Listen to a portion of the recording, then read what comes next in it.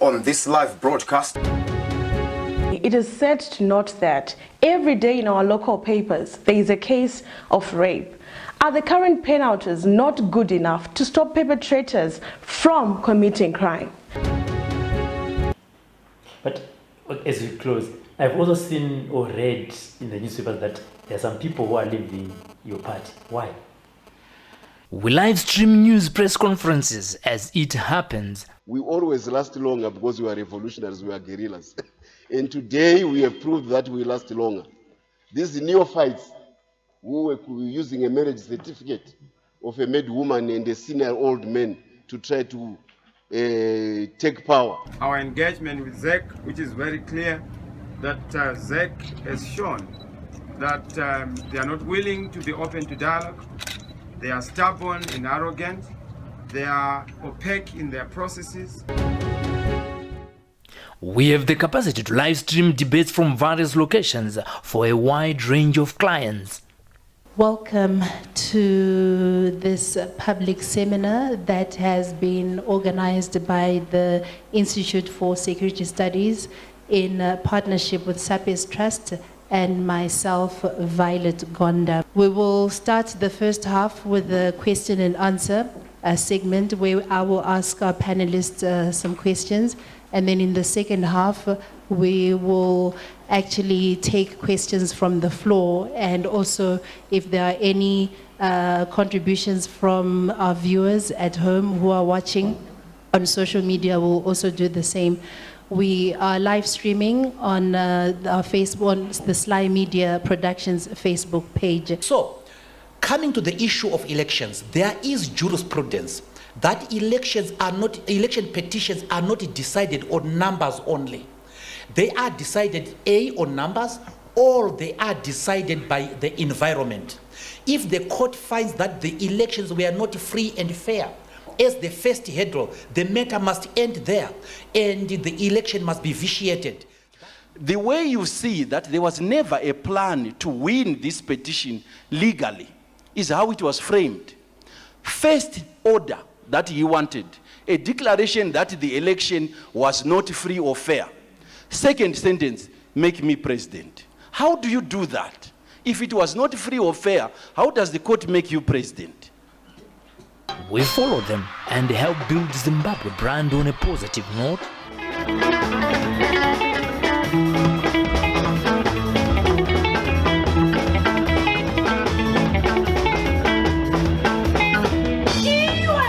When you think of reaching the ever-growing internet audience with your video adverts, think SlyMedia TV Online. If you want to pre-package TV programs, documentaries, weddings and church services, think SlyMedia Productions, building bridges. Your TV on the go, anytime, anywhere, worldwide.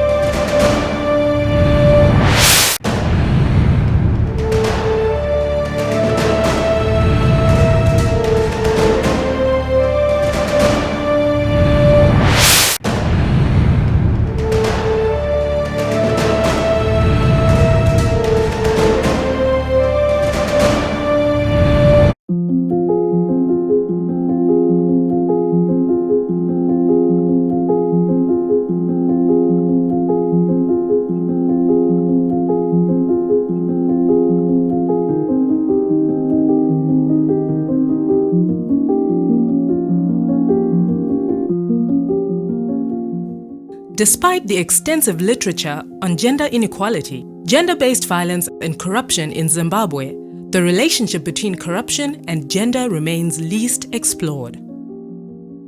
A 2010 report by UNIFEM and UNDP on corruption, accountability and gender, understanding the connections, notes that globally, neither research nor policy has paid sufficient attention to corruption's differing impacts on women and men.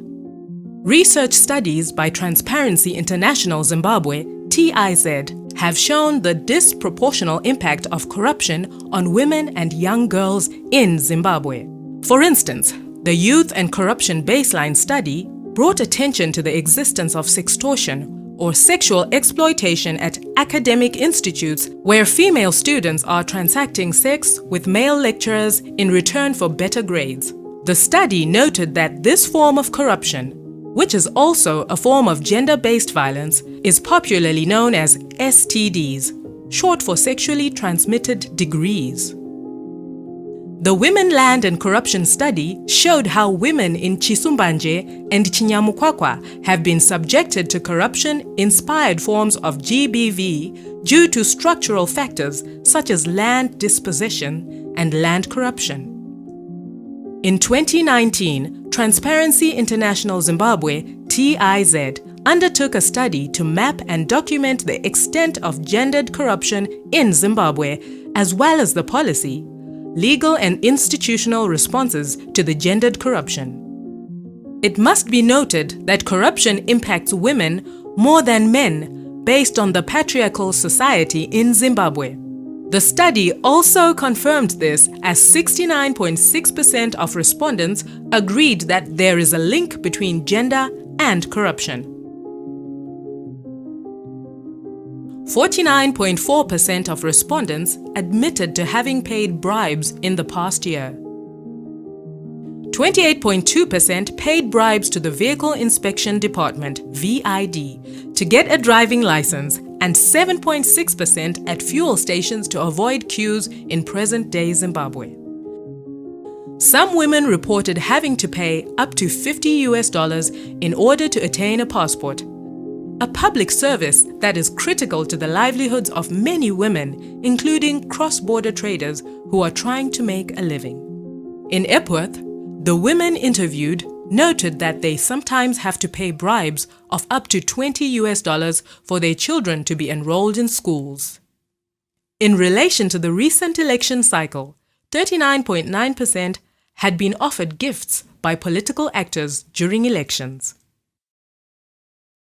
Having been asked whether they have witnessed any bribes, 47.6% noted that they had, with the major culprits being the police at 22.5%, government officials at 27.5%, and human resources officers at 10%, a further hindrance to women entering the formal workplace.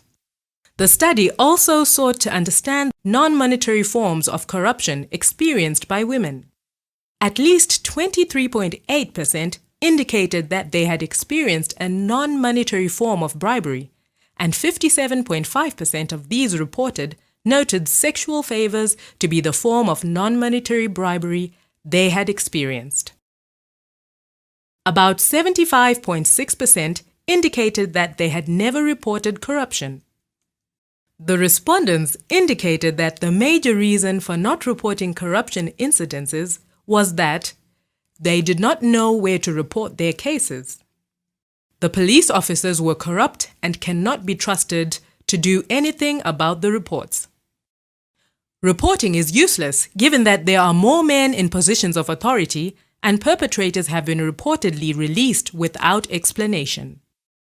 Some women fear the consequences of reporting corruption because there is no system to protect and promote whistleblowers.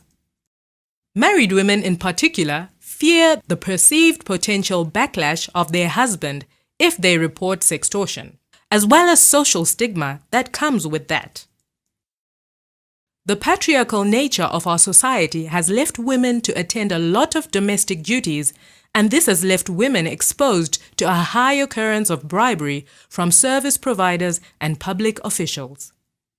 In addition, the high number of women in the informal sector means the high cost of compliance has left women exposed. Disenfranchised women have had to contend with corrupt land barons who request for bribes.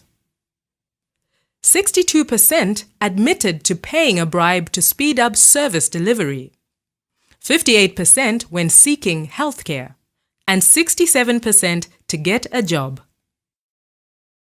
Despite proportional representation being enshrined on our Constitution, the limited political participation by women due to various factors means their influence in addressing gendered corruption remains muted.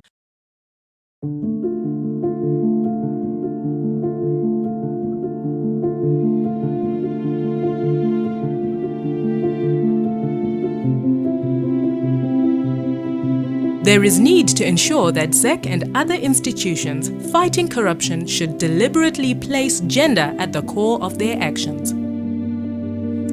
ZEC must have a gender and corruption policy framework that prioritizes issues such as sextortion and other forms of women-specific corruption impacts.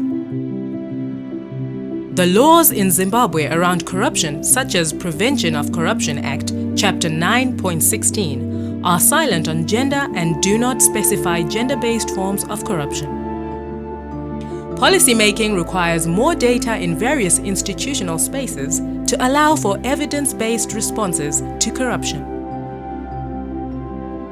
Women's experiences are in many ways marginalized, and there is a lack of political will to respond to women's unique experiences of corruption.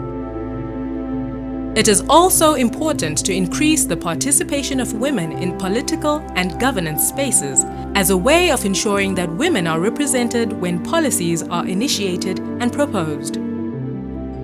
Government and civil society organizations must support and promote public awareness, raising campaigns to combat negative stereotypes, emphasize the legitimate role of women in decision-making processes at all levels, and encourage women's participation in decision-making. Zimbabwe lacks an anti-corruption strategy or policy. The lack of a strategy has seen the proliferation of a number of anti-corruption agencies which are not coordinated and implementing anti-corruption action plans that are not effectively and objectively measured and communicated to the general public. The major findings from the survey indicate that the majority of women are experiencing corruption in accessing everyday social and public services. The rights of women are seriously undermined by the increasing need to bribe when accessing public goods. The research concludes that the everyday normalization of corruption has serious implications of gender equality and attainment of gender equality.